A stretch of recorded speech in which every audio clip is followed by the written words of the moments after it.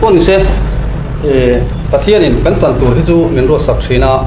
chuan chuan mi hring be don hnuah pathianin rem arwa don te pon yang hei lang poi be donga ni ma sela tun tum cho he an ti le lengin he hi pathianina itana ro po ani mana ni po ni mấy thầy nè mà sẽ vì lý với ngáp exam đó written test á thì thật là cái gì quân tiếng nói xuống rồi nghe mình đóng tiếng minister lấy khác cái tụi cái này về là wa nó sẽ trả cái này là wa nó tìm thấy rồi chân trình sai cái làm theo về tông chú 아니 어 mong trả phun mấy vô 멈춰 또 그래 chào con đây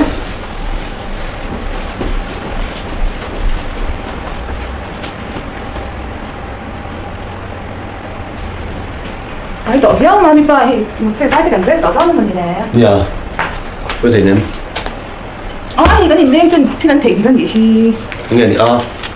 nó anh thị thì bồi sạt cái gì ạ 왜 거의 아 tụi nó cái gì nên cái khả năng phía trên thì đi cái xin là nằm vào cái con đó cái cái luôn 어디 잘 참여 그때 뒤징에 뭐 이런 래 래래 내가 자인 cả cái chứ chắc chả mà hay không mấy anh này nó mà nó tụi cái gì về chào cái tỷ lệ số cái gì mà sẽ theo phải tất cả đã thế chứ à là về là nào cái bộ việc này chúng là thôi là mà không theo thì mấy rồi mình rồi chứ thiếu sợi làm đàn hi thiếm đĩa bây giờ nhé à thọ lòng tới phục phung lệ đó là mấy nị chứ nị lệ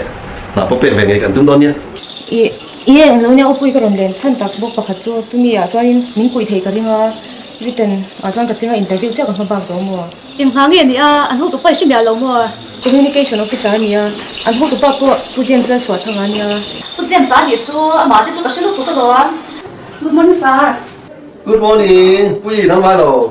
một lẽ rồi tôi đâu 해 호텔 도가 비라로 유시로 또 돌아냐 아니 해 부지엠 사냐 얘는 신이 얘는 집에 있대요 Nancy mò mèo thật khóc mày quý vị nào hi em đi xem một đặc trưng tiếng ngõ mà đi à cái gì thì có cái gì có mày xem na cái gì tôi tự sẽ biến xuống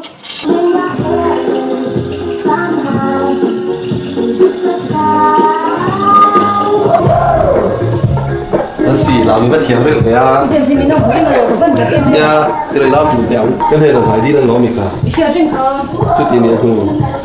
mèo sao lại làm thiểu cái chứ cái thì quan lên được sống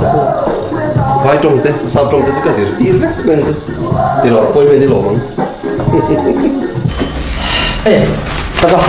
cần siêu đi ra phát sổ con tao